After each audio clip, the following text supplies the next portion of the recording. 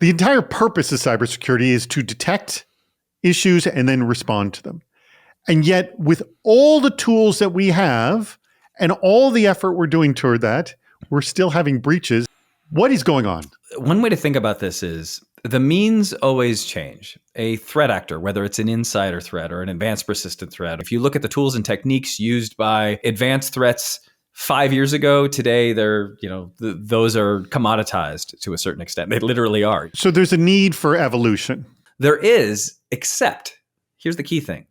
The target of any threat actor is always data. Nobody breaks into a bank to steal the pens. They're after money. Nobody is getting access to a device, an account, a server, a network, an application, an API key. Nobody is doing that unless they want access to data so that they can steal it, so that they can encrypt it and hold it for ransom. It is one thing that has stayed constant among all of this. One way to think about this is your credit card company, very, very good at detecting fraud with your credit card, right? Because they watch every single penny that goes in and out of every account, and they have the context so that when somebody tries to use your credit card to do something totally out of the ordinary for you, your card company knows really quickly that it's fraud, and they shut things down. And within seconds, you've got a text and a phone call and an email. And that's what Varonis does.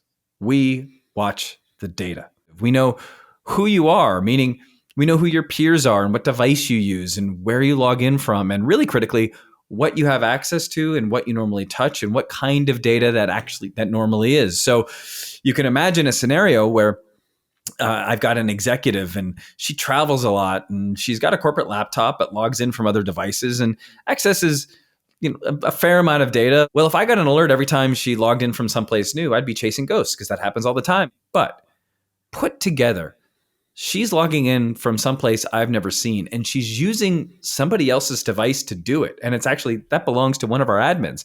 And she's accessing a bunch of HR data that she has never looked at before. And now you know that something real is going on. And that's exactly how Varonis provides a really small number of really, really useful alerts that have a lot of context. And then the next question that your SOC or security analyst or incident response team is going to have is, okay, something is going on. What data was touched?